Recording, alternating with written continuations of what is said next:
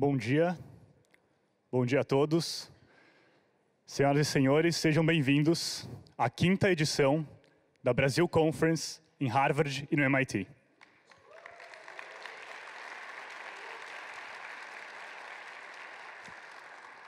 Meu nome é João, eu sou o presidente de conteúdo e de comunicação da conferência esse ano. Antes de mais nada, eu queria dizer que é muito emocionante para mim e para todo o nosso time ver as pessoas começando a chegar para o nosso evento, para esses 3 dias que a gente vai ter juntos. A Brasil Conference, ela é organizada já faz 5 anos por um time exclusivamente formado por estudantes.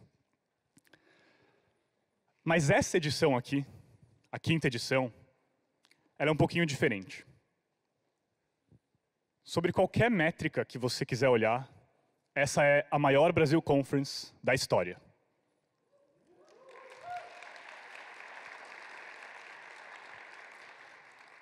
A gente vai ter aqui com a gente, nos próximos 3 dias, um total de 900 pessoas presencialmente nesse evento. Dessas 900, mais de 500 delas são estudantes. Isso não é por acaso. A Brasil Conference, desde o começo, é um evento de estudantes para estudantes. Essa não só é a maior conferência em número de pessoas aqui, mas ela também é a maior conferência em duração. O que começou há 5 anos atrás com um evento de 1 dia, se estendeu para 2, e esse ano, pela primeira vez, a gente está avançando para o 3º dia de conferência. O nosso programa de embaixadores, que estão todos aqui na nossa primeira fileira, também mudou um pouquinho esse ano. Todo ano a gente traz jovens do Brasil com trajetórias inacreditáveis, que vocês vão conhecer daqui a pouquinho nesse mesmo palco, com a apresentação do Luciano Huck. E esse ano a gente decidiu dobrar esse programa. Em vez de trazer uma pessoa de cada uma das 5 regiões brasileiras, a gente está trazendo 2. Vocês vão conhecer eles daqui a pouquinho. A Hack Brasil é a nossa competição de ideias para usar a tecnologia para resolver os problemas sociais mais graves do Brasil. A gente teve um processo com mais de 400 equipes inscritas e 5 delas, as finalistas, estão com a gente hoje e vocês vão conhecer mais tarde nesse mesmo palco. O vencedor vai disputar um prêmio de R$75 mil e R$25 mil para o segundo colocado, a maior premiação que a gente já ofereceu desde o começo da Brasil Conference também. Por fim, a gente, esse ano, está com a iniciativa Diálogos da Brasil Conference. Existem mais de 100 lugares no Brasil que vão estar transmitindo o nosso evento, em parte ou no todo, e fazendo discussões, logo depois que a gente acabar a nossa conversa aqui, em todos os estados brasileiros. Isso foi resultado de um esforço muito grande do nosso time de fazer esse debate chegar onde ele mais importa, que é no Brasil. Tudo isso que eu contei para vocês só é possível porque a gente tem um time de mais de 100 pessoas organizando esse evento há pelo menos 8 meses. E esse time tem 2 coisas importantes para vocês saberem sobre esse time. A primeira é que todos eles que vão estar com esse organizer no crachá, eles não dormiram muito na última noite. Isso é importante saber. E a segunda é que esse é um grupo muito diverso. Tem gente, por exemplo, de 17 a 45 anos. Tem gente estudando todas as faculdades da região aqui de Boston, as mais diversas áreas, mas tem uma coisa em comum. Todos eles, todos nós, mesmo fora do Brasil, a gente quer dar a nossa contribuição para o nosso país da nossa maneira. A gente acredita que a melhor forma de fazer isso é promovendo o diálogo. Porque a gente precisa dialogar mais no Brasil. A gente fica muito feliz de ver outras iniciativas surgindo aqui nos Estados Unidos, na Europa, em Oxford, Stanford, em Chicago, fazendo eventos para discutir o Brasil fora dele, porque a gente precisa mesmo dialogar mais. A gente precisa, por exemplo, falar mais sobre alguns dos exemplos de sucesso extraordinário que a gente tem no Brasil e que às vezes a gente passa desapercebido. Por exemplo, os chamados unicórnios brasileiros, empresas fundadas há poucos anos, que já são avaliadas em mais de US$ 1 bilhão. Nessa edição da conferência, a gente vai ter 4 deles juntos, pela primeira vez, num dos nossos painéis. A gente também precisa falar mais dos jovens que vão ser protagonistas, dos exemplos de sucesso que a gente vai estar discutindo, provavelmente nesse mesmo evento, daqui a 5 ou 10 anos. Os nossos embaixadores, os finalistas da Hack Brasil e certamente vários dos estudantes que vão estar com a gente aqui nesses próximos dias. A gente também precisa falar mais dos pesquisadores e professores, brasileiros ou não, inclusive aqueles que trabalham nessa região, um dos maiores polos de conhecimento do mundo.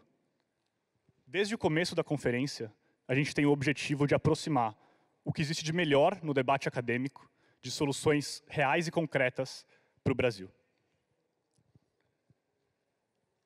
A gente precisa, por fim, falar também sobre os nossos políticos. Vamos ter muitos deles nessa conferência.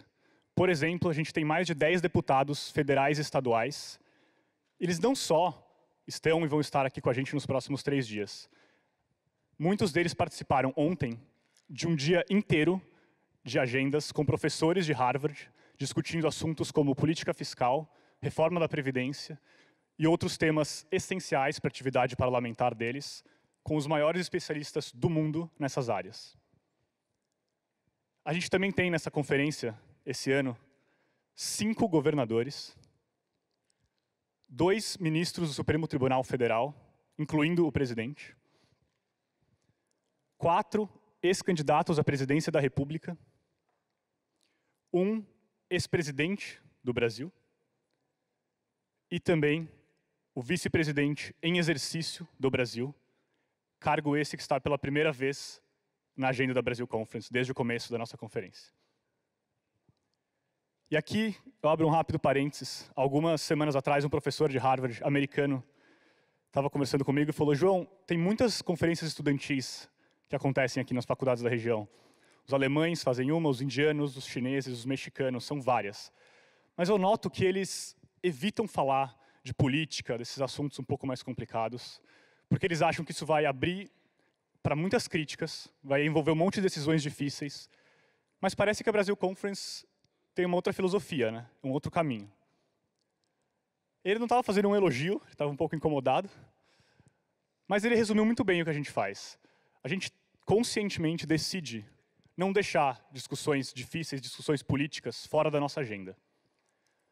Isso porque a gente acredita que não dá para discutir o Brasil, muito menos o Brasil em 2019, sem falar também de política.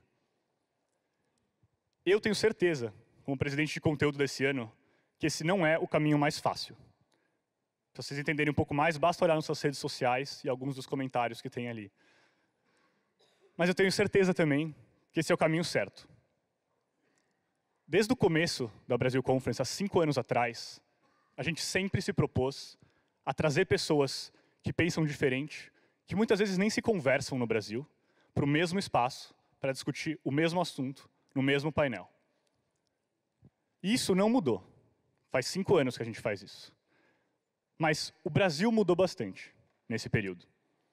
E eu diria que nunca foi tão difícil se propor a fazer o que a gente busca fazer desde o começo da Brasil Conference.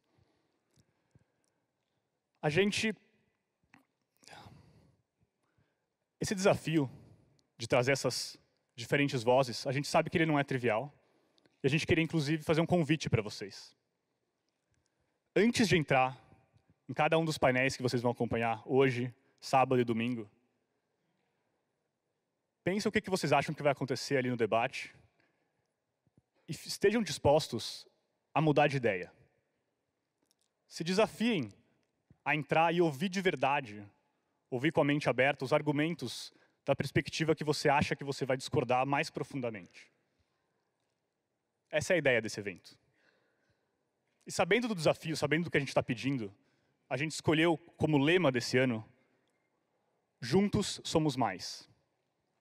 Porque a gente acha que não é ignorando as divergências que existem na sociedade brasileira que a gente vai avançar. É só jogando luz nelas, aproximando elas e discutindo juntos que a gente vai conseguir construir um país de todos e de todas. Para concluir, eu noto que quando você é um estudante brasileiro fora do Brasil e encontra outro brasileiro, a primeira pergunta, invariavelmente, que a pessoa te faz é: e aí, vai voltar? Frequentemente, a pessoa não te deixa responder e emenda um: cara, não volta. Porque o Brasil, eu tô lá, o Brasil tá com esse problema, aqui tem muito mais oportunidade, fica por aqui. Eu, pessoalmente, nunca tive dúvida quando me perguntavam isso, eu sempre soube que eu queria voltar para o Brasil. E cada um de nós aqui tem a nossa forma de voltar para o Brasil. Alguns vão voltar, de fato, fisicamente. Alguns vão continuar conectados com o Brasil, pessoal e profissionalmente, para toda a sua vida. E o que a gente busca fazer aqui, esse evento, é exatamente isso. É nós, estudantes brasileiros, na região de Boston, dando um jeito de voltar para o Brasil antes mesmo de voltar. Porque a gente acredita que é juntando essas diferentes perspectivas e fazendo esse debate acontecer que a gente vai conseguir melhorar o nosso país. O fato de vocês estarem aqui hoje quer dizer que vocês acreditam nesse debate e estão juntos nessa jornada com a gente. Por isso, em nome de todo o time da Brasil Conference 2019, eu queria agradecer cada um de vocês por acreditar junto com a gente que é possível. Muito obrigado.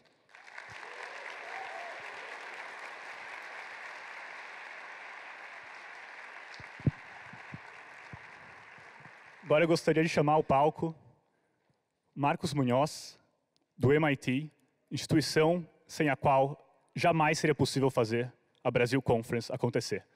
Marcos, please. Thank you.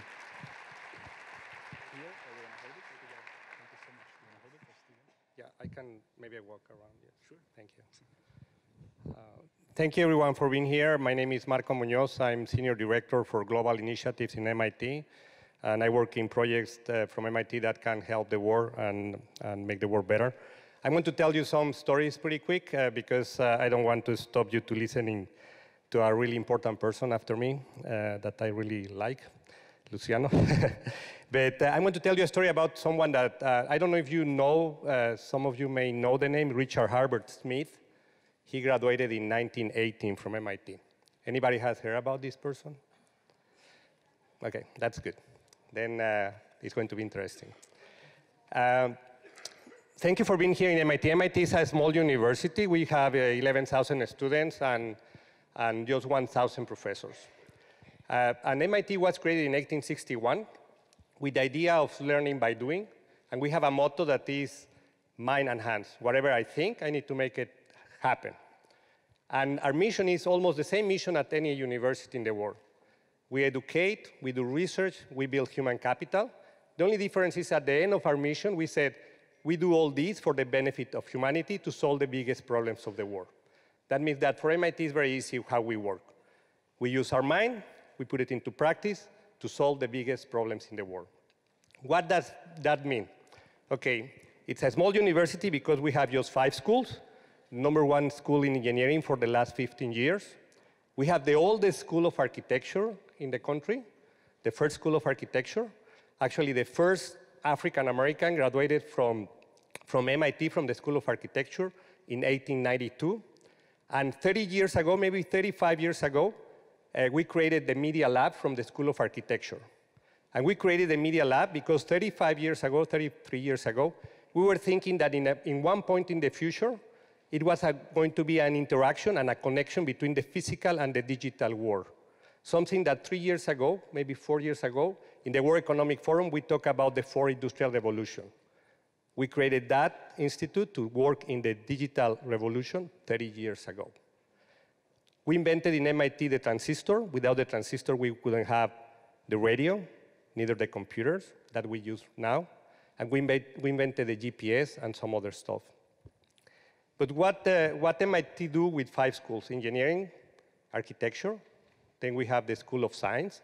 We don't have a School of Medicine, but we have maybe one of the most advanced centers of brain research and cancer research in the world. And why we don't have the School of Medicine? because we have a great school of medicine in Harvard, and we have a great hospitals around MIT. That means that because we are small, we need to collaborate with Harvard and other universities to reach our goal, to solve the biggest problems of the world. We have the School of Sloan Business, and we have the School of Humanities. And why humanities is so important in MIT? To graduate from undergrad in MIT, if you don't take 8 courses at least in humanities, you cannot graduate from MIT. Because we realized very early in our history that we can have very good engineers and very good scientists, but if they don't have a very profound knowledge of humanities, we cannot have leaders. Because leaders need to have a very close and very important focus of humanities. Because everything we do, everything we invent, is for the benefit of humanities. What has happened in those years since 1861?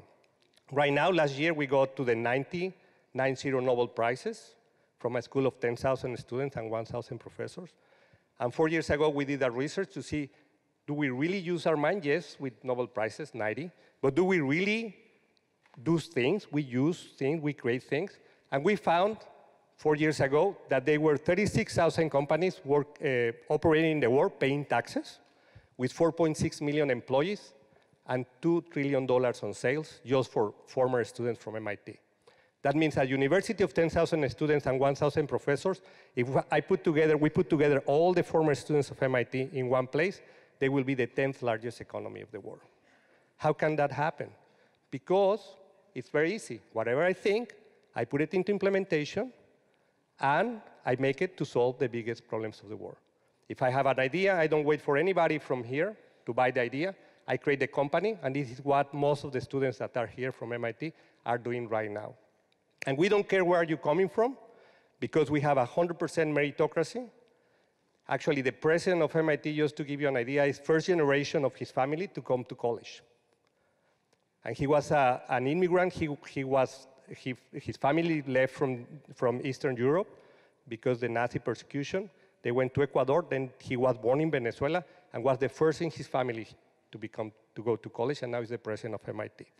The vice president, executive vice president of MIT is from Spain, and he taught his parents how to read. First generation to go to college. More than 17% of the students in MIT are first generation.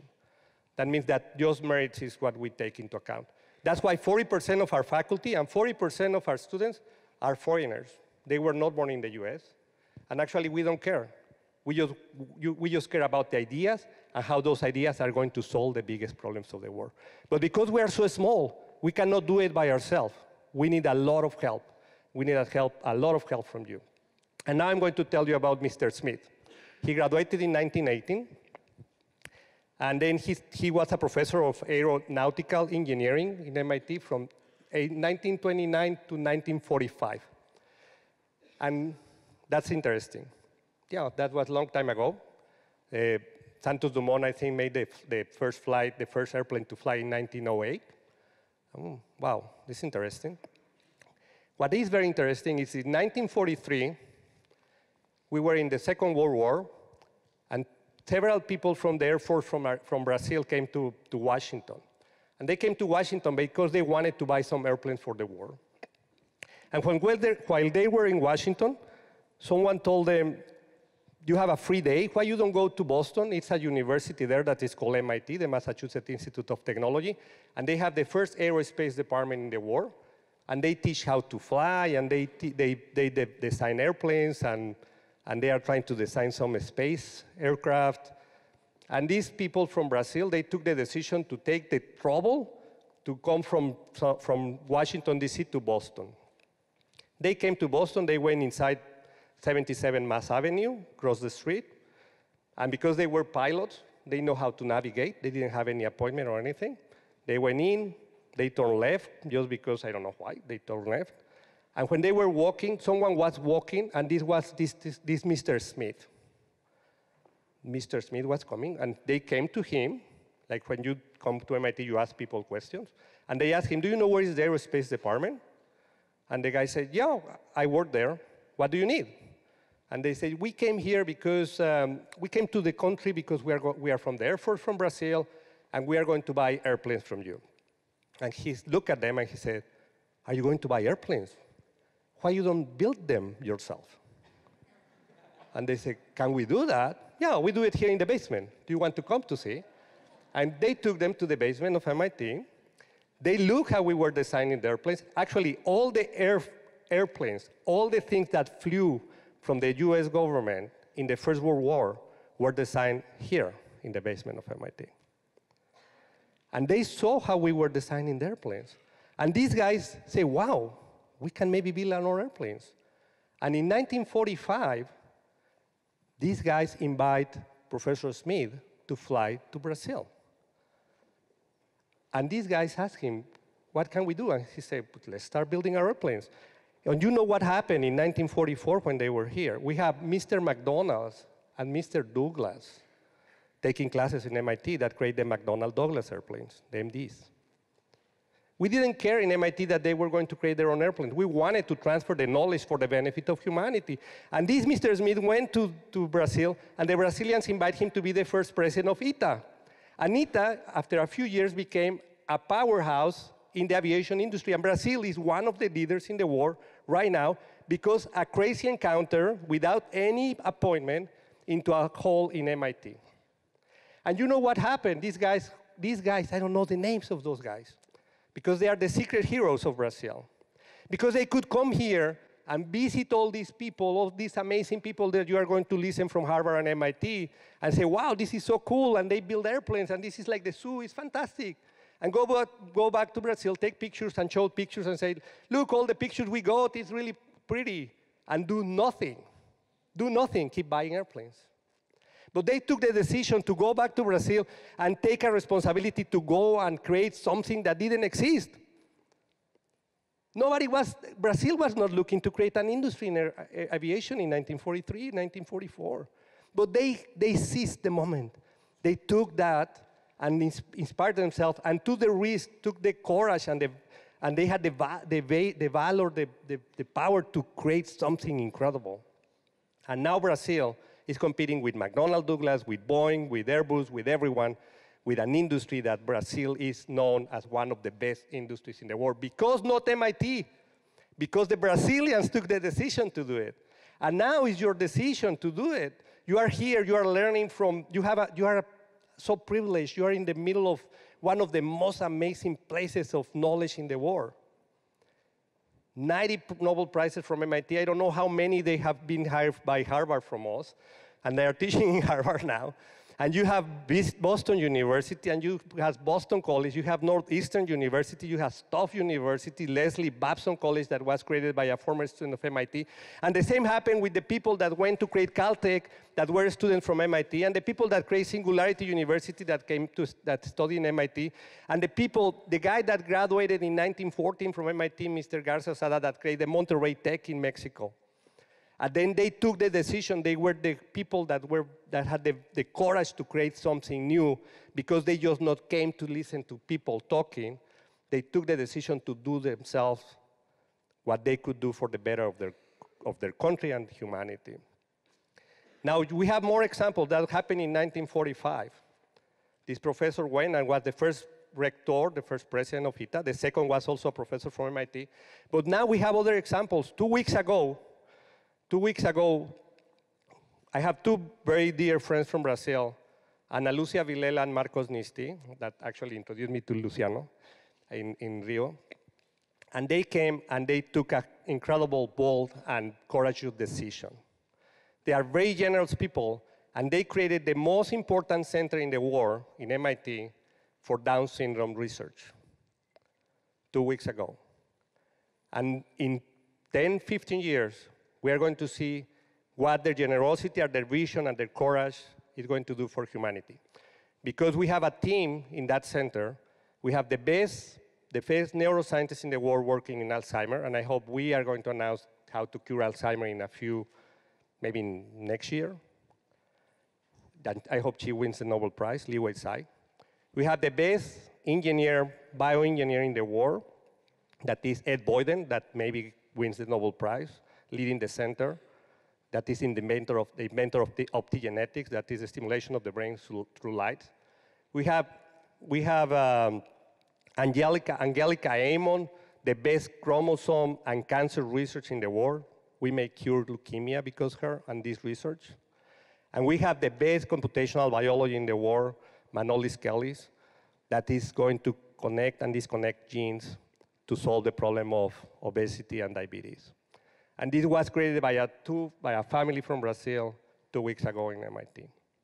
But we have other great leaders in Brazil that are taking decisions and are putting all their efforts and their generosity and vision to make Brazil better. Jorge Paulo Lemann and all the Lemann Foundation, Lemann Fellows.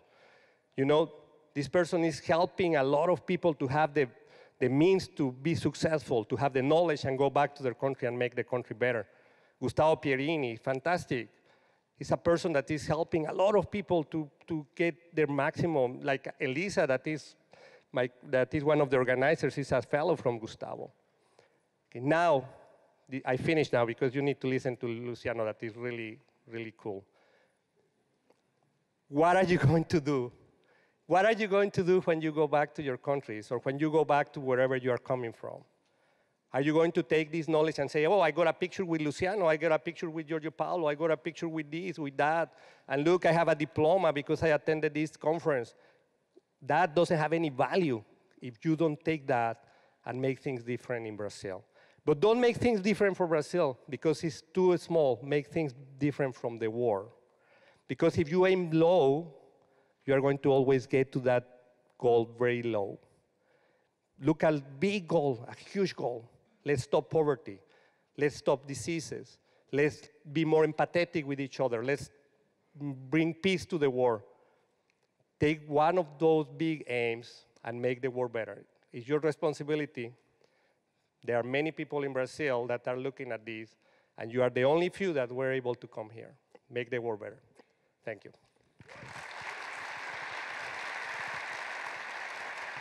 Luciano.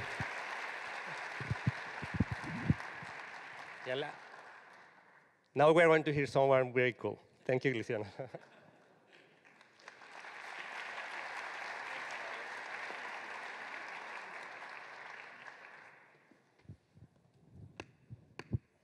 Bom dia a todos. Thanks, Marco. I'm going to research about these two Brazilians. It's a good, very good documentary about it, huh? And I'm going to speak in Portuguese, if you don't mind. Em inglês não dá. Vou confundir tudo. Faltei nessa aula. Bom, primeiro eu queria agradecer o convite, dar parabéns aos alunos todos pela organização da Brasil Conference. É um prazer estar aqui enorme. E queria chamar ao palco, que eu acho os protagonistas de hoje aqui. Eu queria que vocês estivessem aqui. Eu vou falar um pouquinho antes, mas fiquem aqui que eu acho super... Queria chamar os 10 embaixadores, o Eros, o Jackson, a Carla, a Aniele, o Francisco, o Daniel, a Mariana, a outra Mariana, o Lucas e a Natália. Beleza? Fala oi para todo mundo. E aí, Daniel? Oi, oi. Nervoso, Jackson? Um pouquinho. É uma grande oportunidade, então a gente tem que enfrentar, né? Como muitas coisas nós já enfrentamos até aqui. Fala, Francisco. Seu Francisco. E eu tô com muito frio. Quer um casaco emprestado? E aí? Aniele, tudo bem? Lucas? Maria, tudo bem? Natália? Oi, Natália. Tudo bom? Tudo jóia. Adoro. Bom, a gente vai conversar daqui a pouquinho. Eu quero saber um pouco como é que vocês chegaram até aqui, fechou? Prazer e parabéns a todos vocês. Bom, eu fiquei... Acho que é um privilégio poder abrir a conferência nessa manhã de sexta-feira. E eu fiquei refletindo muito sobre o que eu poderia compartilhar nessa manhã que pudesse contribuir ao debate, à discussão e à conversa. É o terceiro ano que eu estou aqui e está sendo, eu posso confessar que são os 3 anos mais intensos da minha vida. Então, toda vez que a Brasil Conference está chegando e que eu penso o que eu vou poder falar no palco, vira um exercício de autoanálise muito interessante. E o que está sendo rico para mim é que cada ano, só compartilhar o que eu tenho vivido no último ano tem sido uma boa maneira de organizar o meu pensamento. Então, ao invés de textos mirabolantes, eu optei por compartilhar o que eu estou vendo, o que eu estou vivendo, o que eu estou sentindo. Eu digo que eu adoro o meu dia a dia na TV, tenho o maior prazer em escrever televisão, em produzir, em fazer, exibir, mas para ser super sincero com vocês, depois que você coloca na sua cabeça que você abre o arquivo de tentar pensar políticas públicas ou tentar pensar como é que de fato você pode contribuir para tentar melhorar o seu país, é muito difícil voltar para a caixinha que você estava. Então, acho que um mundo tomado por informações tão irrelevantes, né? Não tem ninguém aqui, quem fala, todo mundo antes de dormir olha o telefone e quando acorda olha o telefone de novo. O que é uma praga. Para quem está criando filho pequeno, então, é uma loucura. Mas o fato é que quando você olha o Instagram, o mundo parece estar perfeito, né? Um mundo cheio de filtros e cheio de informações irrelevantes. Eu acho que hoje em dia você ter clareza nas suas ideias é você ter poder. E no meu caso, acho que o que me seduz muito hoje em dia e o que está me desafiando é o poder de transformar, é o poder como eu posso contribuir para impactar cada vez mais de maneira exponencial, positivamente na vida das pessoas. O meu dia a dia hoje, nos últimos 20 anos, eu tenho viajado 2, 3 estados por semana, com o privilégio de poder entrar na casa das pessoas, de poder trocar ideia, de olhar olho no olho, de prestar atenção no próximo, de ter a mesma curiosidade para conversar com o seu Eli que está aqui, ou com a Dona Maria no sertão do Cariri. Eu gosto muito de gente. Então, eu acho que esse dia a dia tem sido muito rico. Estava ouvindo aqui o Marco falar, eu acho que essas paredes aqui do MIT, como você ouviu, ou de Harvard aqui do lado, acho que lapidaram cabeças brilhantes ao longo das últimas décadas, seguem como referência de educação, de excelência do conhecimento humano. Só que, bicho, o que eu vivi nesses últimos 20 anos, acho que nem Harvard, nem MIT, nem Stanford são capazes de ensinar. Esse privilégio de estar com o dedo no pulso do Brasil profundo, de estar ouvindo as histórias das pessoas, de estar olhando olho no olho e ter a confiança de que elas compartilham seus sonhos, suas vontades, Eu rodo muito o Brasil, fico lembrando aqui, já conversei muito com as diretoras de escola em Sobral e já conversei com os índios isolados no coração da Amazônia. Então, e acho que me ocorre uma história rápida aqui. Outro dia eu fui a Minas Gerais. Desculpa.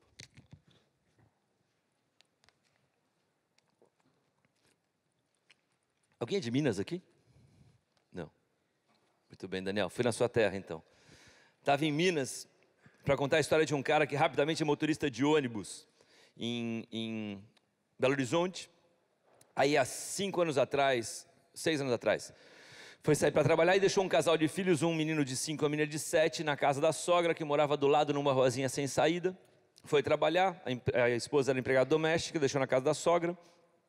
As 2 crianças estavam brincando na frente da casa. Veio um menino de 16 anos, bêbado, dirigindo um carro, foi dar um cavalo de pau no final da rua, atropelou as 2 crianças e matou o filho dele pequeno, de 5 anos. O Idair, 1 ano depois, recebeu, não tinha nem casa para morar, ele tinha um terreno que ele tinha comprado e morava de lona de preta, num barraco que tinha no final do terreno. Ele recebeu o seguro do DPVAT, que era o dinheiro suficiente para ele construir a casa que ele não tinha, só que o Idair achava que aquele dinheiro era maldito, que se ele construísse uma casa com aquele dinheiro, para o resto da vida dele, quando ele entrasse na casa, ele ia lembrar do filho. Ele passou 1 ano sem saber o que fazer, o irmão dele trabalhava numa distribuidora, ele descobre, vendo o Jornal Nacional, ele vê uma mulher muito pobre no Vale do Jequitinhonha, e ele decide que ele pegou todo o dinheiro que ele tinha, comprou cestas básicas, conseguiu com o irmão um caminhão, foi para o Vale do Jequitinhonha e distribuiu todas as cestas básicas com todo o dinheiro que ele tinha. A partir daí ele criou uma rede enorme de distribuição, e eu fui com o Idair, esse aí foi o Idair que a gente falou, eu fui com o Idair a São João das Missões. Tá? Eu saí da minha casa no Rio de Janeiro, peguei um avião, voei 40 minutos, peguei mais um carro, andei mais 40 minutos, cruzei o Rio São Francisco, na fronteira de Minas com a Bahia, cheguei a São João das Missões. Cara, as pessoas passam fome.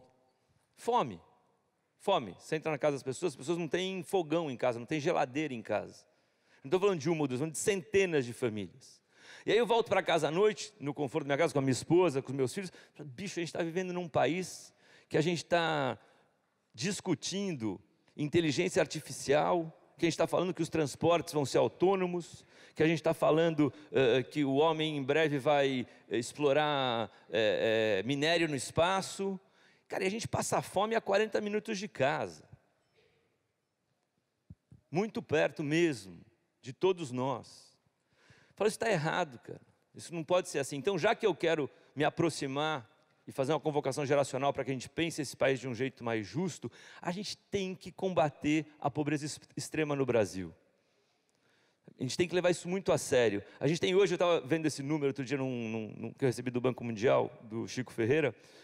Hoje tem 7 milhões de brasileiros que vivem com menos de $2 por dia. Você tem 16 milhões e meio de brasileiros que hoje, no século 21, vivem com menos de $3,20 por dia, dados do Banco Mundial, no país que a gente está discutindo um monte de coisa de tecnologia, startups, unicórnios, etc. Então, as coisas estão um pouco conflitantes na minha cabeça quando eu penso sobre isso. Pessoalmente, toda vez que eu saio da minha casa, se eu moro no Joá ali, se eu vou para a Zona Sul, eu passo por 3 favelas. Se eu for até o aeroporto, eu passo umas 4. Eu passo pela Rocinha, pelo Vidigal, pelo Cantagalo, Pavão Pavalzinho, Chácara do Céu, só para chegar no aeroporto. E eu, pessoalmente, não sei vocês, não tem nenhum país no mundo que eu admire profundamente, ou que eu entenda como um país de excelência em qualquer área do conhecimento humano, que ainda tem a favela. No Rio de Janeiro são mais de 800 favelas, 1.200.000 pessoas vivem em favelas no Rio de Janeiro, 20% da população. Aí você para estudar, né? Fala, beleza, tem solução? Claro que tem solução. Singapura não tem mais favela. O Chile em poucos anos não vai ter mais favela. A Colômbia, o que aconteceu em Medellín, o que aconteceu em Bogotá, são soluções urbanas, inteligentes, que estão resolvendo este problema. Eu trabalho, eu vou constantemente em favelas em todos os recortes do Brasil. Fui mesmo, para valer. Conheço, sei do que eu estou falando. Eu enxergo a potência das favelas, eu enxergo a cultura, eu enxergo os costumes, eu enxergo o respeito ao próximo, eu enxergo a noção de comunidade, que muitas vezes, diria a maioria das vezes, a noção de comunidade é muito mais forte no morro do que no asfalto. Muito mais. Para valer. Você pode deixar, se você estiver viajando e o teu telhado quebrar, algum vizinho vai consertar o seu telhado. Vai fechar a janela se chover. Duvido que isso aconteça na Faria Lima, no Leblon. E aí, obviamente, aí você vai para o outro lado, né? As favelas, saneamento básico, falta de lazer, ocupação desordenada, condições subhumanas, enfim, tem muito isso. Você não consegue, você pega o Brasil, mesmo o CEP, em vários lugares de São Paulo, vários lugares do Rio de Janeiro, você tem apartamentos de milhões de dólares e gente morando em condições subhumanas. E a gente está aqui discutindo o Brasil, então a gente não pode fugir desta discussão. Da discussão de redução de desigualdade, da redução de como a gente pode fazer um país mais afetivo, eficiente sim, mas mais afetivo. E eu não tenho nada contra os apartamentos de milhões de dólares, está tudo certo. Quando eu falo em redução de desigualdade, é só puxar quem está lá embaixo, é só... muitas vezes você fala em redução de desigualdade, as pessoas fazem cara feia. Ah, mas não é assim, não pode usar esse termo. Lógico que pode. Tá, eu super apoio boa parte das teses liberais para a economia. Mas eu acho que as teses liberais da economia por si só, na Faria Lima, no Leblon, não vão puxar para dentro da sociedade a dona Marlene, com 46 anos, semi-analfabeta, morando com 6 filhos no sertão do Cariri. Não vamos conseguir. Esta dona Marlene vai precisar de rede de proteção social, ela vai precisar que a gente ajude ela a entrar na linha de decência, e o que a gente pode e deve fazer, e eu acho que essa conferência faz parte disso, quando eu converso com os alunos que estão aqui, quando eu vejo deputados eleitos aqui pelo Renova, pelo Agora, gente se aproximando da política, como é que a gente pode fazer, de fato, construir um país que seja mais eficiente e que seja mais afetivo. Eu desconheço qualquer sistema que tenha sido mais eficiente do que o capitalismo para resgatar a gente da pobreza. comunismo não deu certo, o totalitarismo menos ainda, enfim. Porém, acho que o Bono falou isso muito bem em Davos esse ano. O capitalismo é incrível, tudo certo, mas é que nem uma fera, um leão. Se você não domar ele direito, ele vai nos devorar. Então, eu acho que, quando eu troco ideia aqui, antes de começar a conferência, com a molecada que saiu aqui do MIT, de Harvard, está voltando do Brasil, fazendo startups, montando negócios e tal. Na minha geração, a gente evoluiu tanto no jeito de fazer negócio, no jeito de levantar dinheiro, em tudo, nos transportes públicos, nos transportes individuais. A evolução foi tão grande, desde que eu me encontro por gente e participo do dia a dia da sociedade de alguma forma. A academia progrediu, o jeito de fazer negócio, mas quando você olha para o Estado, quando você olha para o governo, cara, a gente evoluiu muito pouco, perto do que a sociedade evoluiu nas suas outras facetas. Por isso que eu estou nesse lugar, nesse palco aqui hoje. Eu confesso para você, é muito mais fácil para mim fazer televisão. É muito mais fácil abrir 4, 5 câmeras, você pode me jogar em qualquer lugar que eu me viro. Falar com um monte de gente viva do outro lado é muito difícil. A televisão é muito mais fácil. Eu seria um péssimo ator de teatro. Tá, eu fico nervoso ainda. É completamente fora da minha zona de conforto o que eu estou fazendo aqui hoje. Mas, cara, é uma convocação geracional. Cada ano que eu venho nesse palco, eu estou mais seguro disso. Se a gente não fizer nada, se a gente não colocar a mão na massa para valer, ninguém fará por nós, tá? Então eu acho que a gente tem que encorajar novas cabeças, as gerações que estão vindo, esses estudantes todos que estão aqui, para servir, cara. Em algum momento da sua vida, a gente tem que servir. A gente tem que servir no tempo e significado correto desse verbo. A gente tem que bater palma para quem for servir, nem que seja por um tempo. Porque senão a gente não vai conseguir fazer que o Brasil seja o país do presente, vai ficar sempre o país do futuro que não vai chegar nunca. Tá? A nossa geração, eu ouvi aqui no começo você falar sobre diálogo, eu estou muito seguro que a nossa geração e a molecada que está vindo atrás, a gente tem que juntar as melhores cabeças, a gente tem que curar as melhores ideias, a gente tem que derrubar os muros ideológicos, ainda mais num país tão machucado como o Brasil hoje em dia. A gente tem que promover o diálogo, a gente tem que conversar, a gente tem que trocar ideia, a gente tem que ouvir o diferente, a gente tem que achar soluções para as coisas, independente de onde elas tenham vindo, não importa a procedência, se a ideia é boa, está valendo, vamos fazer valer. Sabe, a gente tem que construir novos modelos econômicos que sejam adequados, corretos e coerentes com o tempo que a gente está vivendo.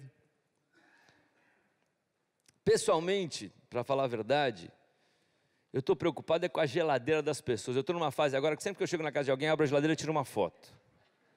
Verdade, eu até separei. Essa é a geladeira da Dona Zilda. Semana passada, em Campo Grande. Dona Zilda abre a casa dela todos os dias, ela sai para trabalhar e ela deixa um almoço pronto para os lixeiros, que ela não conhece, há 40 anos. Ela deixa o almoço, as pessoas entram na casa dela e almoçam, deixam tudo e vão embora. Essa é a Dona Zilda casada com o seu Hélio. Sempre fiquei conversando horas com ela. Estou preocupado com a geladeira, estou preocupado com quem tem em casa, que não tem que botar cortininha para separar o quarto da sala, as crianças ficam ouvindo tudo, de quem não tem piso cerâmico, de quem não tem porta em casa, de quem separa os cômodos do jeito que dá, que não tem reboco na parede, que a escola, cara, que a escola está muito longe de ser uma escola boa ainda. Para mim, seria muito mais confortável eu ficar protegido nos muros do Projac ou nos muros da minha casa. Eu ia continuar ganhando dinheiro, ia continuar gastando sem me preocupar, mas não é isso que eu vou fazer e não é isso que eu estou fazendo. Eu quero ser um cidadão cada vez mais ativo. Aquela história que conselho ajuda e exemplo arrasta, né? E eu acho, a gente teve um ciclo muito rico do Renova ano passado, que a gente teve que ajudar os candidatos, e no agora também, e é incrível como a nossa elite é passiva. Ela adora reclamar, mas na hora de botar a mão no bolso, ou botar a mão na massa, sai todo mundo correndo. E a gente tem que mudar esse mindset, senão a gente não vai conseguir chegar a um resultado de um país mais justo, de um país menos desigual. Eu, daqui 20 anos, eu quero sentar com a minha mulher, olhar para trás e ter tido a certeza que, pelo menos, eu tentei contribuir na construção de um país diferente, de um país mais legal. Cara, eu estou cada vez mais certo que as ideias estão na mesa. As ideias estão aí, a gente precisa curar as ideias direito, a gente precisa organizar. Sabe, o Renova é um bom exemplo. A gente teve 123 candidatos ano passado, elegemos 17 novas lideranças, 15%. Por quê? Porque a gente se organizou e porque a gente conseguiu curar boas cabeças, independente das suas ideologias, independente das suas regionalidades. Gente que a ética era a linha de corte. E agora tem um desafio maior ainda que a eleição municipal. Eleição municipal ano que vem, porque o Renova a gente tinha 27 estados, agora são 5.500 e tantos municípios, mas a gente nem fechou o nosso ciclo de inscrição, a gente já tem mais de 12 mil inscritos, de gente que nunca esteve na política, nunca foi eleito para nenhum cargo e que quer sim de alguma forma contribuir na renovação política da sua cidade. Agora também virou esse hub de boas práticas, de tudo que eu falei, de curar as melhores ideias, de tentar... Agora é outro movimento cívico que eu participo, que vai ouvir todo mundo, que vai tentar desenhar um projeto de país, que não seja personalista, que não seja para A ou para B, que seja um projeto open source para qualquer um que queira entender qual que é o jeito que a gente está enxergando soluções possíveis para a educação, para a saúde, para a tecnologia de governo, para a segurança pública, para tantos assuntos que a gente entende que são fundamentais e que o Estado tem que cuidar para que o Brasil seja um país mais justo e mais afetivo. E acho que é possível, quando eu ouço, sei lá, o Armínio, o Chico Ferreira, o Ricardo Paes de Barros, o Marcos Lisboa, todo mundo tem soluções hoje em dia para ter uma economia crescente, para ter um país crescendo, porém com foco em um olhar importante para a redução de desigualdades. Então, quando eu ouço pessoas que eu admiro profundamente, muito mais capazes do que eu, quando são esses assuntos dos quais eu estou tentando ganhar alguma musculatura, eu vejo que é um sonho possível. É só juntar gente, juntar time, nunca vai ser um projeto de um homem só, não existe salvador da pátria. A gente tem que organizar a nossa geração, organizar a sociedade como um todo, para botar as melhores ideias, as melhores soluções em prática. E para mim, pessoalmente, acho que eu estou aqui nesse palco para falar com vocês, eu vou fazer isso agora, daqui poucos minutos, prometo, é que vocês são a materialização do que eu acredito como o primeiro passo, que é a educação. A educação é a ferramenta mais poderosa quando a gente fala de transformação. Ainda só um número que me ocorreu na cabeça, nesses 20 anos que eu estou fazendo televisão, os países emergentes cresceram 127%. O Brasil cresceu 18%. Então, a educação é o jeito da gente correr atrás desse prejuízo, é de formar novas gerações. Eu tenho rodado muito por escolas públicas, no Brasil todo. E sempre que eu vou, eu aproveito para bater um papo com a gestora, com as professoras, com os alunos. Eu tive semana passada em Prudentópolis. Alguém é do Paraná? Aqui não. Aí, Lucas, você conhece Prudentópolis? Não conhece? Prudentópolis são 30 mil habitantes e 90% da cidade fala ucraniano. O motorista do ônibus falava ucraniano, o tiozinho que estava roçando o terreno falava ucraniano. Aí eu fiquei louco em Prudentópolis, é isso aí, Prudentópolis. E aí, fui na escola conversar com a diretora, falei com os alunos. 2 escolas eu fui em Prudentópolis, super legal as escolas. As escolas não têm computador, porque não tem internet. As escolas são desconectadas, nem o celular funciona. Aí, e fazendo um contraponto a essa história também da escola desconectada, e acho que o poder da tecnologia de impactar, também fui a Inajá, Pernambuco, ano passado.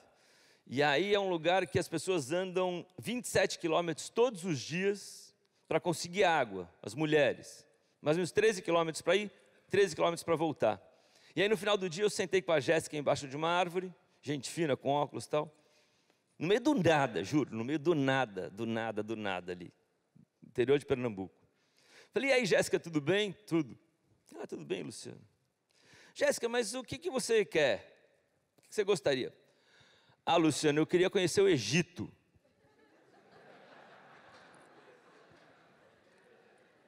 Olhei para um lado, olhei para o outro, falei, é algum município aqui perto? Não, o Egito. Falei, mas por que você conheceu o Egito, Jéssica? Não, porque no Egito eles transformaram o sertão, um negócio muito árido, em um lugar muito produtivo. Tem plantações. Eu falei, tudo bem, Jéssica, mas como é que você sabe disso? Bom, resumo da ópera, faz história longa, curta. Tem uma ONG que chama Amigos do Bem, faz um belíssimo trabalho. Alcione, seu Eli ajuda muito até. Que simplesmente montou um centro ali e botou internet.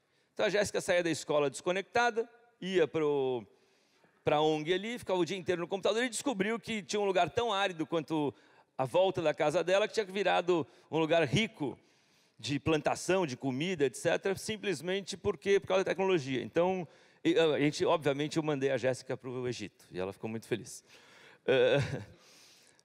Bom, e para encerrar aqui, só para falar de educação e chegar a vocês, esse é um tema que eu tenho me dedicado bastante tempo. Cara, educação, a solução está na mesa. Educação, quando você conversa com a Fundação Lehman, quando você conversa com Todos pela Educação, quando você conversa com o Instituto Alfabeto, quando você conversa com o Instituto Ayrton Senna, quando você... E tem tanta gente legal, é só curar as ideias, é só organizar as ideias. Diametralmente oposto do que a gente tem visto no nosso ministro da Educação, diga-se de passagem. Não vou entrar em política, mas essa não dá. Enfim, na educação a solução está posta, é só organizar e colocar em prática. Um bom exemplo disso é o Espírito Santo, que em 4 anos saiu do 16º lugar no IDEB para o 1º lugar no IDEB, simplesmente organizando, simplesmente não reinventaram a roda, cara. Pegaram bons exemplos, foram ver o exemplo de Sobral, foram ver as escolas em tempo integral de Pernambuco, foram ouvir o Todos, a Fundação Lehman, todo mundo, e botou em prática em 4 anos uma transformação enorme na qualidade da educação do Espírito Santo. Eu ouvi um dado muito bom, acho que semana passada, cara, me acendeu uma luz. Todo ano, essa é boa também, todo ano, 3,5 milhões de crianças entram no sistema público de ensino brasileiro. E todo ano, só 250 mil terminam o ciclo universitário. Então, todo ano, a gente despeja no dia a dia da nossa sociedade 250 mil jovens formados que de alguma forma vão ter que carregar 3.250.000 que não chegaram ao final do ciclo. O Denis Misnik, que talvez esteja aqui, me falou outra coisa que eu concordo plenamente. Assim, você ficar sentado na sala de aula não significa que você está aprendendo. E eu tenho toda vez que eu entro numa escola pública, tem 2 coisas que me chamam a atenção, que na hora você vê se a escola é boa. Número 1, isso aconteceu em Prudentópolis. Você chega na sala e fala: tudo bem, crianças, como é que vocês estão? Quem aqui quando crescer quer ser professor? Dos 30, se 10 levantam a mão, estamos num lugar legal, a referência é boa. Aí você chega para a diretora e fala: diretora, mas me conta uma coisa, quantos alunos tem aqui na escola? Eu acho que deve ter uns 400. E tem a diretora que fala: não, Luciano, aqui a gente tem 463 jovens, escola boa.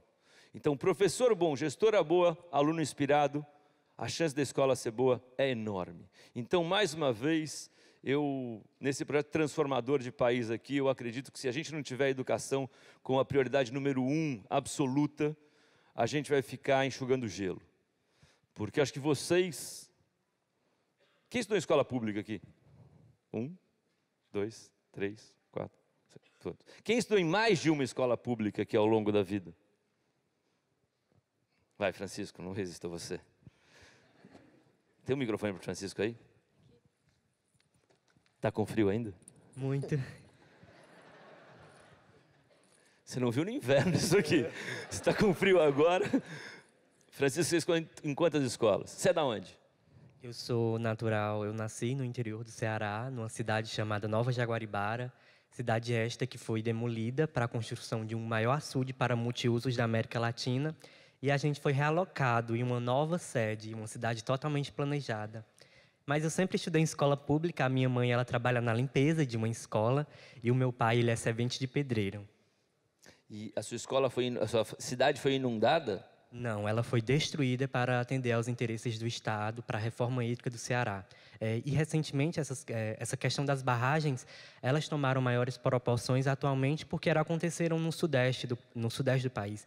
Mas a minha cidade, por exemplo, ela é o exemplo vivo de que o movimento dos atingidos por barragem, ele se estende há muitos anos, porque eu nasci em um processo onde as pessoas lutavam para ter sua casa em pé. Você viveu na sua cidade até quantos anos? Até hoje eu vivo, é porque eu estudo no estado do Rio Grande do Norte. Não, mas a cidade que foi destruída, demoliram tudo, a cidade toda? Tudo. As tuas memórias de infância todas viraram um pó? Sim. E hoje o açude está apenas com 4% de sua capacidade. Que maravilha, né, Francisco? Que notícia boa, que inspirador isso, Francisco. Não muito. Ô, Francisco, mas vocês estão em quantas escolas públicas ao longo da sua Sempre. Sempre. E Sempre. você teve bons professores? Excelentes, Como é que você inclusive. veio parar aqui? Desculpa. Até hoje eu me pergunto, mas... Mas eu não gostava de estudar. Eu sou o mais novo de 6 irmãos. E na minha casa ninguém estudava. Tipo, a gente era beneficiário de políticas assistenciais, como o programa Bolsa Família. E meus irmãos não estudavam, minha mãe não teve envolvimento, não se formou. Então, eu não tinha nenhuma referência em casa na educação. Só que eu mudei, eu disse, eu quero ser a minha própria referência, isso é bacana. E eu comecei a frequentar Mas desculpa, um projeto.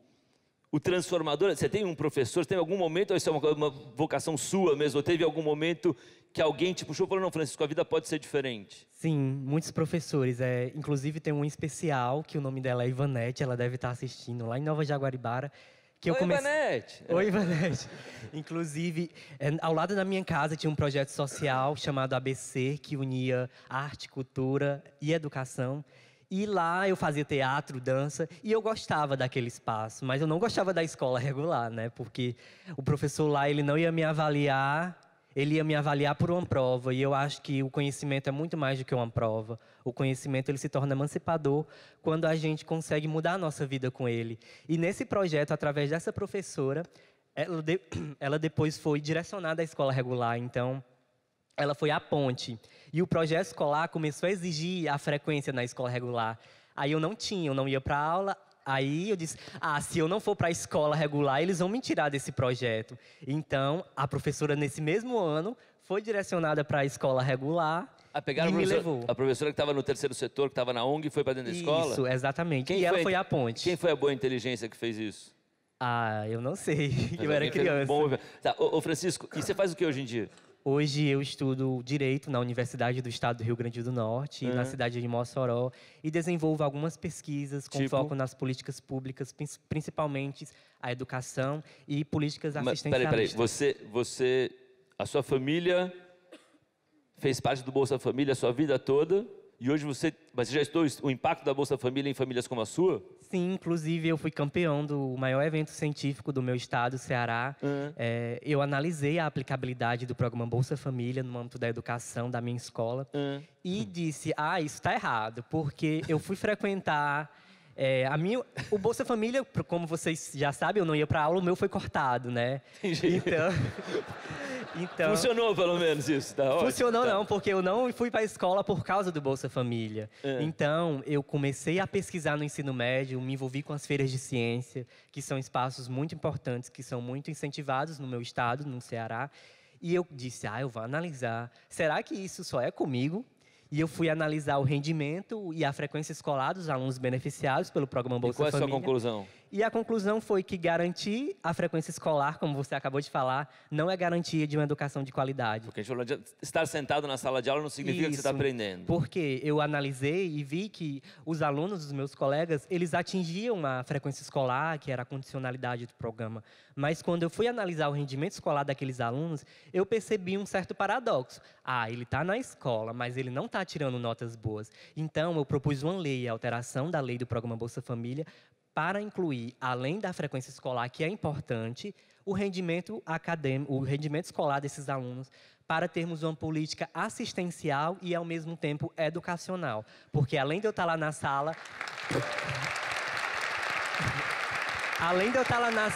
eu poderia aprender com o meu professor. E eu fui me envolvendo com as feiras de ciências, foram elas que me fizeram chegar até aqui, através dos meus projetos, e também no meu site, que você já viu, né? O teu site, ele tem um site da Nova Jaguaribara, como chama? Nova... Jaguaribara. Ele é a referência Nova Jaguaribara, o que acontece em Nova Jaguaribara, você vai no blog dele, tá tudo lá.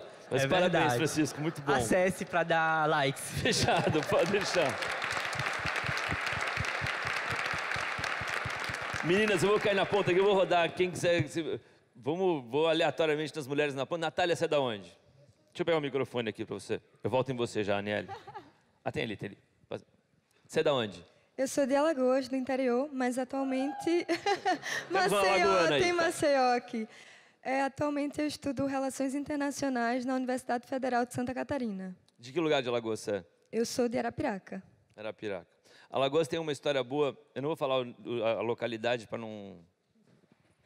Mas, enfim, essa minha... A certeza de que eu tinha que participar dos movimentos de renovação política passa muito por Alagoas. Eu estive gravando numa cidade que era umas 4 horas de Maceió. A gente fez uma gravação que levou quase um mês lá.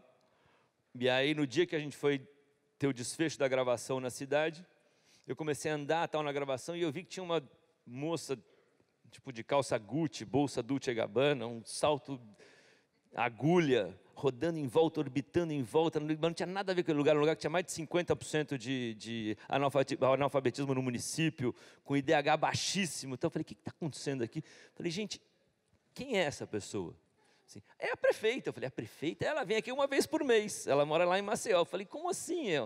E eu estava gravando com uma transformadora social ali, que estava empacando na comunidade. Eu falei, está errado, a prefeita tinha que ser essa aqui, não aquela.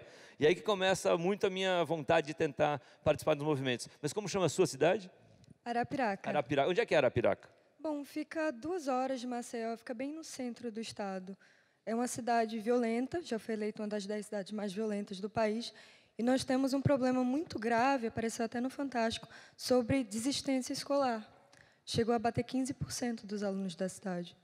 Porque onde o Estado não chega, as pessoas ficam na carência. Outras instituições, como igrejas, ou mesmo crime organizado, chega nessas pessoas. Como é que é a escola lá? Olha, lá eu fui aluna de escola particular. Embora os meus pais não tenham ido, o meu pai não completou o fundamental, a minha mãe realizou o sonho de entrar na universidade com 60 anos. Ah, ela deve estar assistindo. Mãe, você é o maior exemplo, assim. Como chama sua mãe? Maristela. Dona Maristela, um beijo para a senhora. Vai. E nós temos um problema grave com a escola pública na cidade. Tanto pela falta de estrutura, como pela falta de profissionais, porque falta professor. Ah, você é que toca instrumentos? Sim, sou eu. Você toca o quê? Eu toco sanfona e piano. Você dava aula de música? Dava aula de música para crianças num projeto social. Dei aula para idoso também e para criança. Mas você aprendeu a tocar no terceiro setor também? ONGs que te ensinaram ou não? Não, não. Aprendi em casa, sozinha. E que línguas que você fala? Eu falo francês, inglês e espanhol fluentemente.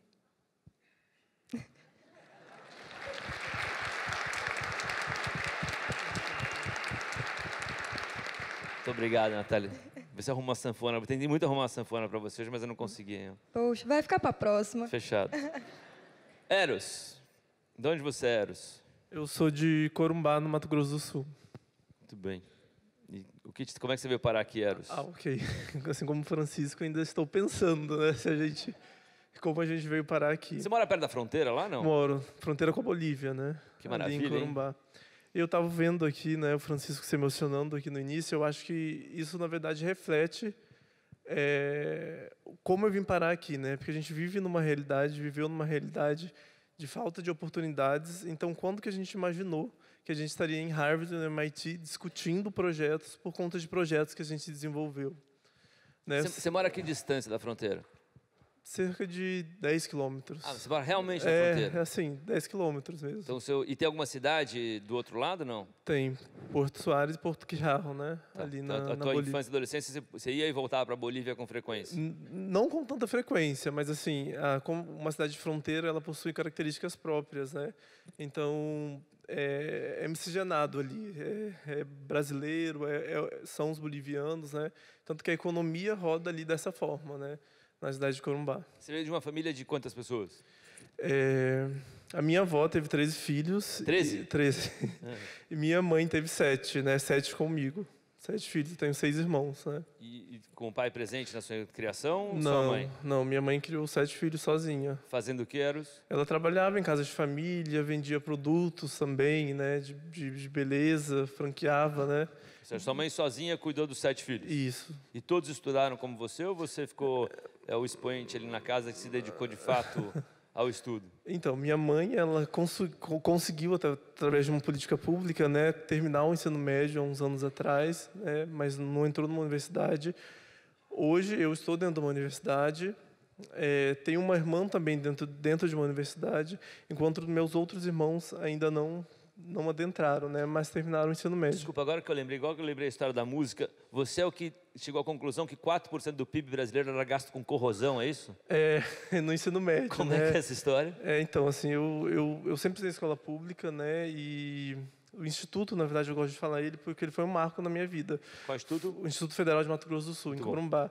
Porque foi no Instituto que eu tive a oportunidade, eu tive o acesso à oportunidade e, através da oportunidade, ver como eu podia mudar a minha sociedade. É tipo o Paula Souza em São Paulo. Assim. Exato. Isso é engraçado, todo lugar que tem esse tipo de instituto federal faz uma enorme diferença na qualidade da educação. Não. Importante isso. Totalmente correto. O Instituto, eu digo que ele foi a instituição que mudou a minha vida, que alterou todos os paradigmas que existiam ali. Não houve uma mudança socioeconômica tanto, mas o acesso a oportunidades fez com que todo o resto ele fosse alterado, né? E dentro do instituto, me formei em técnico em metalurgia e dentro de umas pesquisas que eu desenvolvi lá, eu concluí, na verdade, que o PIB, 4% do PIB eram gastos com produtos de corrosão, né? E aí desenvolvi um novo método para proteção contra a corrosão dentro dessas embarcações que a gente tem no Brasil. E hoje em dia a tua pesquisa é o quê? Não, então, hoje eu faço Direito na Universidade Federal do Mato Grosso do Sul. Eu trabalho muito com a ideia de divulgação científica, do ensino de educação científica dentro das escolas e a realização de políticas públicas com base em evidência científica. Porque nós vemos as políticas públicas no Brasil, elas são de imensa importância, como o Francisco colocou ali, do Bolsa Família. E eu acredito que nós temos que pensar nossas políticas públicas com base em evidência científica. Não dá para produzir políticas que vão ser aplicadas para a população, de modo geral, em simples retórica. Tem um estudo da Nature que a gente estava conversando que concluiu que 80% das políticas públicas realizadas no Brasil são feitas com base em simples retórica. Então, como que a gente... Para saber o que deu errado, né? Para fazer dar certo. Então, como que a gente submete pessoas? Isso pensando economicamente e socialmente, né? Como que a gente gasta o dinheiro público com políticas que não possuem evidências claras e como que a gente submete pessoas que já estão em situação de vulnerabilidade a uma política pública que nem há uma efetividade completa. De vocês aqui, quantos de vocês pretendem ir para a iniciativa privada? 3. Quantos pretendem dedicar a vida à construção de políticas públicas? Tudo bem. Você é o Jackson. Beleza, Jackson? Tudo certo. Tá bem? Um pouco. Frio? Feliz, um pouco frio. No Acre a gente não tem temperaturas nem Você próximas. é do Acre? Sou do Acre, com muito orgulho. É bom que é mais perto, né? Não demorou tanto para chegar. É logo ali. 3 dias somente, né? Bem rápido.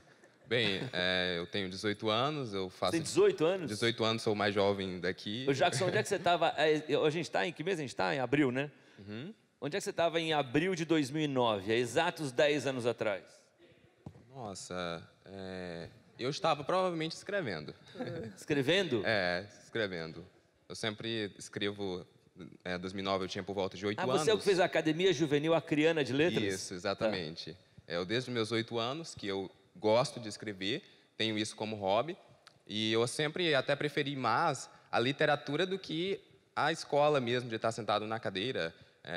Já houve professora minha no ensino fundamental, depois de eu já ter escrito algumas coisas, que disse que se eu não gostasse de química, mesmo que eu fosse bom na literatura, mas se eu não gostasse de química, eu não chegaria a lugar nenhum, porque esse era o futuro, né, do nosso país, do mundo. E eu cheguei em Harvard com a literatura, gostando de língua portuguesa. Você vê as transformações, Jackson.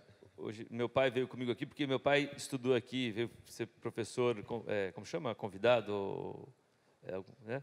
Há 40 anos atrás. E acho que a gente estava conversando ontem, a gente foi até a Faculdade de Direito aqui, de Harvard, que o grande ativo de você estudar, vir para cá 40 anos atrás, você tinha acesso à biblioteca, que era o grande ativo. Hoje em dia, provavelmente a biblioteca de Harvard deve estar no nosso telefone, se a gente quiser acessar.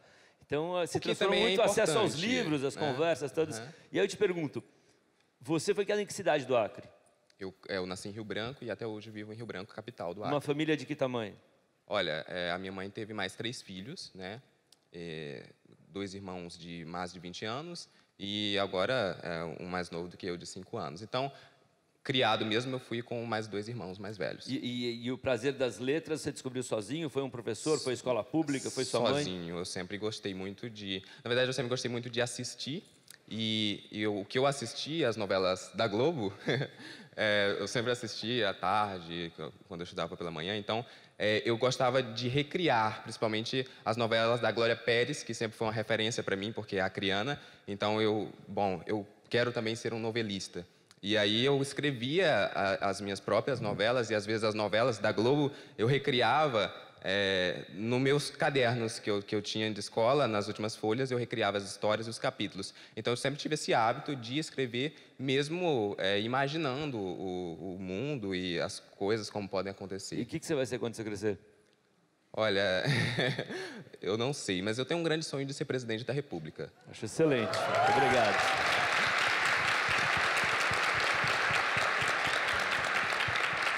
É a segunda vez que eu ouço isso aqui em Massachusetts. A primeira vez que eu estive aqui alguns anos atrás foi para gravar uma matéria que eu peguei 4 bolsistas para trocar ideia, estou falando de 4, 5 anos atrás. E eu pedi para os 4 bolsistas escreverem um bilhete para alguém que tivesse ajudado de fato eles na vida. Os bolsistas eram a Tabata Amaral, que falou para mim que ia ser presidente, eu acredito, até hoje, cada vez mais. Foi o Renan Ferreirinha, que hoje é deputado estadual no Rio de Janeiro. Foi a Larissa, que hoje trabalha numa startup brasileira que já virou unicórnio, que vai estar falando, acho que é o Henrique que vai falar aqui nos próximos dias. E o Henrique Vaz, que virou gamer. Então, muito bom ouvir isso de novo no palco. Você tem meu voto já. Obrigado. Daniel, você que vai ser médico? Se Deus quiser, né? A ideia é impactar a saúde aí, conhecendo um pouco as dores dos pacientes, dos profissionais da saúde. Mas você já está estudando medicina ou não? Sim, eu estou estudando medicina na USP, em Ribeirão Preto. E estou lá trabalhando um pouco. Você é da onde? Nessa formação. Eu sou de Juiz de Fora, Minas Gerais. E tem algum médico na família ou você? Tem sim. Meu pai é médico. Meu pai foi a grande inspiração para entrar nessa carreira. Mas você quer fazer medicina... A ideia é trabalhar no sistema público ou você quer ter um consultório? Qual é a tua vocação, você acha?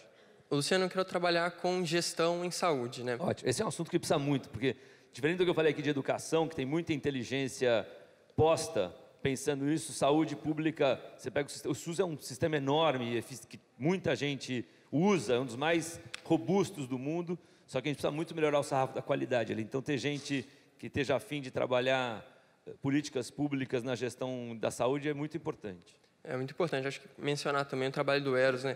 A necessidade da gente ter cada vez mais evidências científicas na construção de políticas públicas para a saúde do Brasil. Tenho trabalhado aí com algumas pesquisas em economia comportamental, tentando melhorar um pouco o comportamento dos profissionais da saúde, dos pacientes, para a gente conseguir cada vez mais potencializar o impacto dos tratamentos e das condutas médicas, para a gente ir aos poucos melhorando a saúde no Brasil, e que o objetivo, né, é construir uma rede, construir capacitação para que no futuro nós consigamos prover de fato acesso à saúde de qualidade para todos os brasileiros. Muito bem. Aniele. Oi. Aniele é a nossa ativista. Sou, é? Parabéns. Estava lendo você e gostei de tudo que eu li a teu respeito. Já sei que você é soteropolitana. Com orgulho. Salvador. Isso mesmo. Mergulhada nas causas da defesa das minorias. Sim. E me conta um pouco de você, então. Você nasceu onde, em Salvador? Eu nasci no bairro chamado Boca do Rio. Tá, conheço. Conhece? Conheço. Assim, pertinho do Imbuí. Então, assim... Uma família de que tamanho? É uma família pequena, mãe, pai, eu, assim... eu vim de uma família, minha mãe, ela é professora de educação infantil, ela se formou também com 40 anos. Quando ela se formou, eu tinha 9 anos. Assim, meu pai é garçom, e assim, minha mãe, ela estudava de noite e trabalhava de tarde. Então, assim, ela teve que me ensinar a pegar ônibus. Você é filha única? Sou filha única. Ah, que bom. Ela teve que me ensinar a pegar ônibus para poder ir para a escola, porque senão não tinha ninguém para me buscar, para me pegar. Mas você ficava sozinha em casa quando pequena, não? Isso. Você Saía da escola e voltava para casa sozinho e ficava em casa. Isso acontece muito, né? Isso acontece bastante, assim. E o lugar que você morava ali era comunidade, era bairro, era o quê? Assim, era uma comunidade negra também, porque assim, eu não via pessoas muito diferentes. As pessoas eram muito parecidas comigo e vivia com essa mesma realidade. Assim. E na sua escola também? Não. Não? Eu fui bolsista num colégio particular. E aí eu acho que foi aí que eu vi a maior diferença, assim, porque eu era uma das únicas estudantes negras do colégio. E na época, em Salvador? Em Salvador. Salvador tem 80% da população negra. Então, era uma coisa que sempre me incomodou bastante, porque chegar num colégio, perceber numa realidade que 80% da população é negra, e perceber que você é uma das únicas meninas negras, é uma coisa que incomoda muito. E eu acho que o que mais me incomodou foi crescer e perceber que essa não é uma realidade do meu colégio específico em Salvador, mas que é uma realidade que se estendeu a partir, assim, dos espaços cada espaço de poder que eu conquistava, era mais que eu via a questão da desigualdade racial. Você estava falando, assim, da desigualdade social, mas eu acho muito pertinente falar que a pobreza tem cor. E, assim, quanto mais eu estava ocupando esses espaços, não sei se você já foi muito nos aeroportos, para ver a diferença de quem é que está servindo, quem é que está atendendo para as pessoas que estão comprando os produtos. Existe uma diferença, existe uma desigualdade muito grande. E foi isso que eu fui aprendendo e crescendo e vivendo com essa desigualdade. Muito bonito. Você tem quantos anos?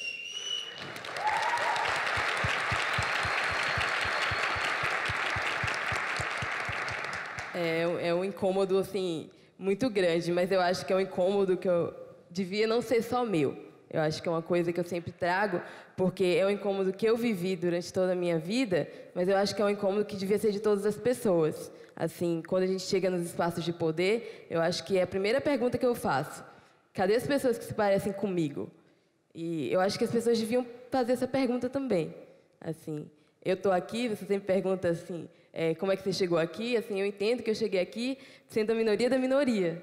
Porque assim, ninguém nunca pensou em estar em Harvard, em estar na universidade assim, tão renomada da minha família, da minha comunidade. Assim. E agora eu vou fazer voz, assim, olhando o palco, olhando aqui do palco, você tem absoluta razão que a gente está meio... que você não está mentindo. Então, aí eu volto ao que eu tentei falar no começo aqui, eu acho que é uma convocação geracional, porque eu acho que isso passa pela educação, porque tem uma coisa interessante hoje, eu vejo isso muito no dia a dia, quando você vai, principalmente para as comunidades hoje no Brasil, muitas vezes a mãe não estudou nem na escola pública. Então ela acha que o simples fato da criança sair de manhã com o uniforme que ganhou de graça, ir para a escola, voltar para casa com 2 refeições, estar fora de casa das 7 da manhã à 1 da tarde, já é um incremento enorme no dia a dia. Isso é uma ilusão. Porque, de verdade, a gente só vai resolver esse seu problema que a gente está falando, essa questão que você levanta, o dia que a escola do pobre for exatamente igual à escola do rico. Porque aí sim, você vai poder falar de meritocracia, você vai poder falar de... Enquanto as oportunidades não forem iguais para todos, não existe meritocracia. Então, espero que a sua voz... Fato. Obrigada. Só é porque... Eu trabalho em comunidade, assim, eu faço parte de um projeto de psicologia comunitária, numa comunidade, majoritariamente negra também, e esse é o trabalho, é desnaturalizar. Assim, não devia ser natural na comunidade ter tantos tiroteios, não devia ser natural uma criança presenciar a morte dos familiares. Eu acho que não devia ser natural as pessoas estarem com fome, você abrindo a geladeira, devia ser natural eu estar sempre perguntando para as crianças se elas tomaram café. E não devia ser natural essa comunidade ser praticamente toda negra. E aí, da gente chegar um pouquinho para o lugar perto e perceber que existe uma desigualdade, uma diferença e um abismo enorme. Então, assim, o trabalho de desnaturalizar, esse é o trabalho assim, que eu tenho em mente. Eu espero que a sua voz fique cada vez mais potente, que as pessoas cada vez te ouçam mais, porque eu concordo com você, eu acho que a redução de desigualdades, eu acho que a solução para a violência urbana, tem gente aí falando que a gente tem que armar a população, e isso não vai resolver problema nenhum de violência, vai só matar mais gente. Então, espero que a sua voz fique cada vez mais potente e parabéns mais uma vez. Obrigada.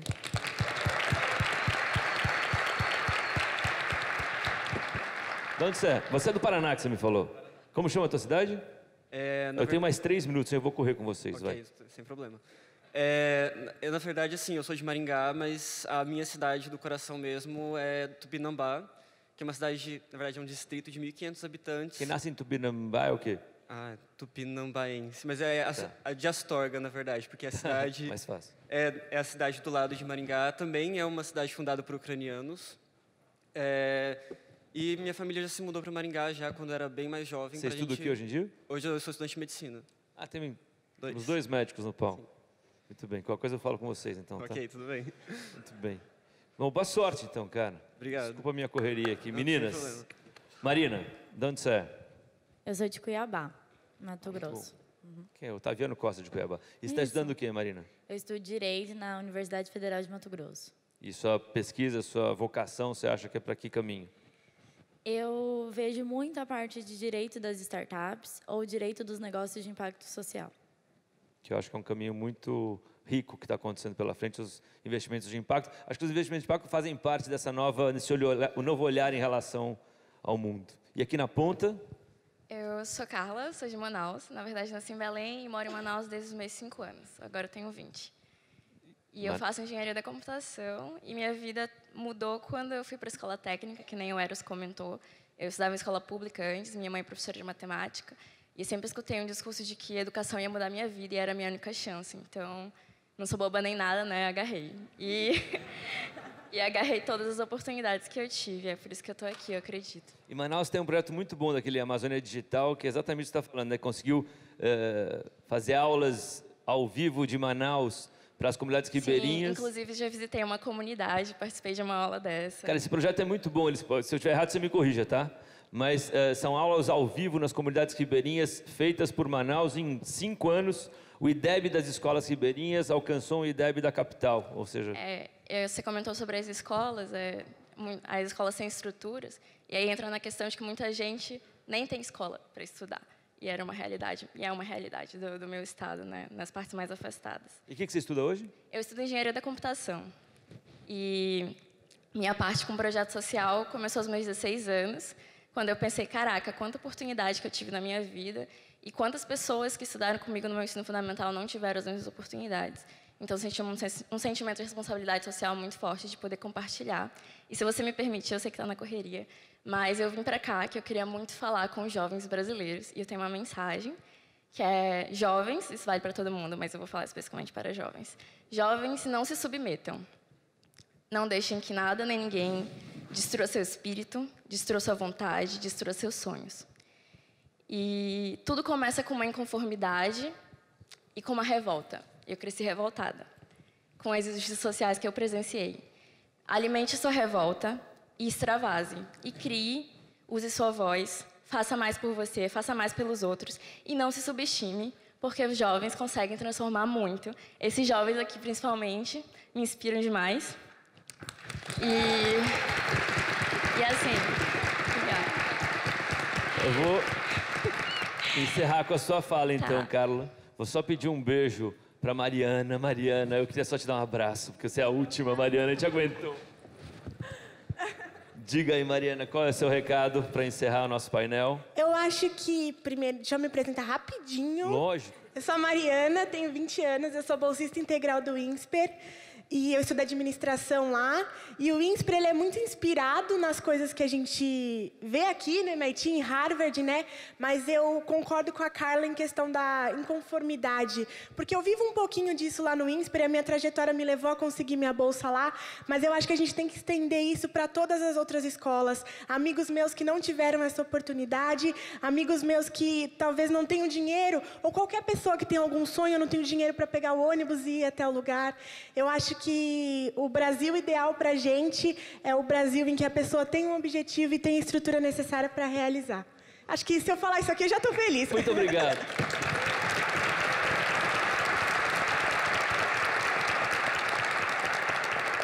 Bom, queria agradecer a todos pela presença, obrigado.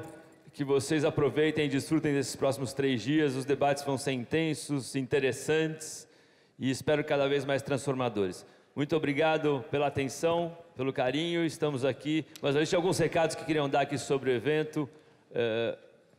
Muito obrigado a todos, obrigado mais uma vez.